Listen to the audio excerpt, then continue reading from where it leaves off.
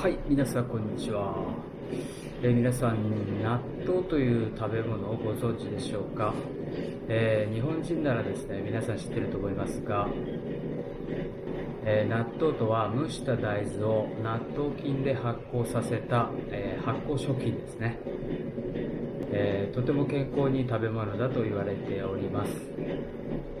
今日はその納豆をですね、自宅で簡単に作ってみたいと思います。はい、それではよろしくお願いします。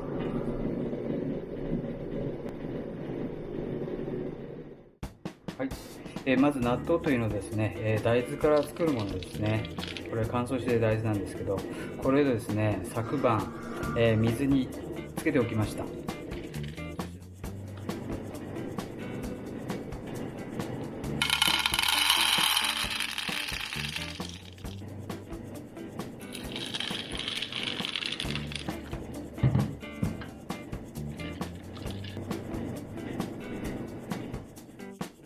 はい、それがこちらですね。もうどれぐらいだろう。もう10時間ぐらい使ってますね。水に浸かって、豆がですね、この小さい豆がこんなに水を吸って、膨らみました。はい、でこれをですね、今から蒸していきます。柔らかくなるまで蒸します。はい、じゃあ蒸してみましょう。はい、先ほどの納豆をですね、納豆じゃねえ先ほどのね、水に浸しておいた大豆をですね、このようにザルに開けました。はい、でこのザルをですね、こちらの蒸し器、ね、この中にね水蒸気が入って蒸されるんですけど、この蒸し器の中に入れます。はい、そしてこれをね、柔らかくなるまで、よいしょ。はい、これでここに水蒸気が入って蒸されるわけです。はい、これでですね、柔らかくなるまで蒸します。どれぐらい蒸すかはですね、ちょっと忘れちゃいましたけど、1時間ぐらいじゃないですかね。はい、じゃあ蒸しましょう。はい、さて1時間ぐらい経ちましたので、もういいと思います。開けてみようと思います。はい、はい、いいですね。どれぐらい柔らかいかをですね、確かめてみます。1個取って、これですね、指でね、ぐちゅっと、はい、潰せるぐらいになったら OK な柔らかさです。はい、OK です。止めましょう。はい、豆が柔らかくなりましたらですね、次はですね、この市販の納豆を使います。今回は、はい、市販の納豆、片手じゃ難しいな。この市販の納豆ですね、片手ですごい難しいですけど、一すくいしまして、こちらのボウルに移します。そしてこれにですね、お湯をちょっと入れます。ちょっと、はい、ちょっとです。お湯を入れましたらですね、これ納豆菌っていうのはですね、100度以上でもね、死なないんですよ。だからね、熱湯に入れても大丈夫なんですよ。ちょっとこれ入れすぎたかな。ちょっと減らします。はい、これぐらいの熱湯でですね、あとかき混ぜますよく。するとですね、このお湯の中にね、納豆菌がこう染み渡るわけですね。はい、そしてこの納豆をですね、ちょっとこっちの容器に移し替えます。はい、先ほどのこれですね、これね、入れてやります。これ全部入れようかな。めんどくさい。めんどくさいから全部入れます。で、かき混ぜるんですよ、よく。そしてこれね、煮豆にね、この納豆菌がね、よく染み渡るようにします。お湯で溶いたんでね、納豆菌の広がりがすごいんで、これでより絡み合うっていうわけですね。はい、もうまんべんなくね、納豆菌が行き渡りました。はい。次はですね、これにラップをかけます。俺片手でやってると。入ったな、俺。入ったな。切りますね。どうでもいいわ、もう。はい、なんとかラップをかけました。じゃあここにですね、穴開けていきます。これですね、納豆菌がね、呼吸をできるように穴をたくさん開けてあげるんですね。菌はですね、空気がないと繁殖できません。はい、穴を開けたので、これをですね、今度は密着させてあげるわけです。こうやって、はい、密着。はい、これで準備完了ですね。あとはこれを30度前後でですね、保ってあげれば、いい感じに糸が引いて納豆が出来上がると思います。はい、じゃあちょっと観察しましょ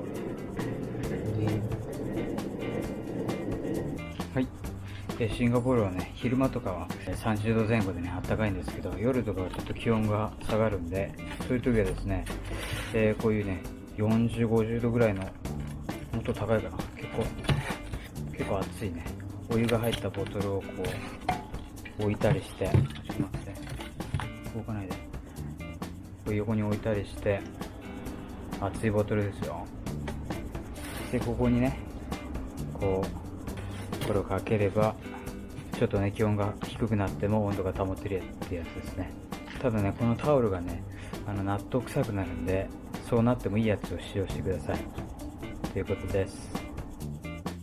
はい。こちらが、ちょうど24時間ぐらい経ったやつなんですけど、はい。どうでしょうか。なんかね、うっすらこう白いのが出てきているのが見えますでしょうか。こんな感じですね。触っててとても温かいです。ぬくもりを感じますね。順調だと思います。もうしばらく寝かせます。こちらが、丸2日経ったものですね。まず匂いがね、すごい、納豆らしい匂いがもうしますね。ではこれですね、違う容器に移します。わあ、すごい糸を引いてます。もうまさしく納豆そのものですね。うわ、すごいですね。こんなにこんなに、うわ。じゃあこれをちょっと容器に移します。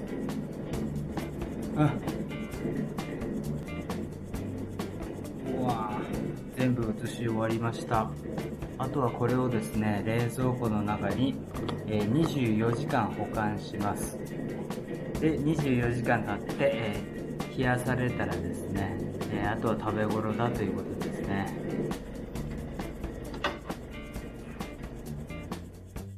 はい、納豆を冷蔵庫に入れて丸1日が経過しました。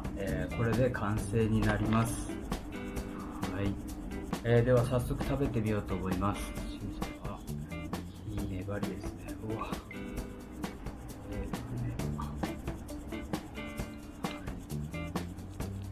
日本人はみんな知ってると思いますが、納豆の基本的な食べ方としてはご飯と食べるというのが一般的ですね。あとは麺類と食べてもいいと思います。でもパンと一緒に食べるという人はあまり聞いたことがないですね。納豆のタレですが、市販のタレはですね、化学調味料が結構たくさん入っているので、私は基本的にはあれは食べません。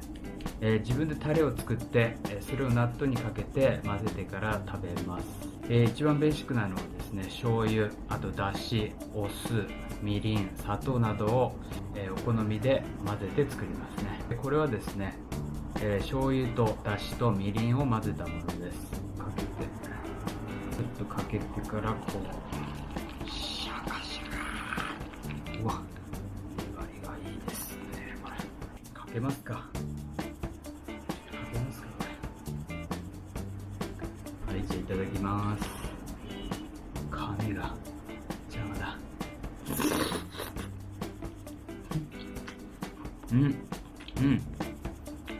市販の納豆と全く変わりないですね。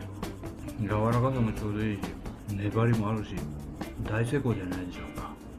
あと今日はですね、こちらにキムチもあるので、キムチと混ぜてキムチ納豆というのを作ってみたいと思います。キムチも発酵食品なんで、キムチと納豆で発酵と発酵でいい感じなんじゃないでしょうか。納豆足りない。追いキムチこのまま食べますか。美味しい。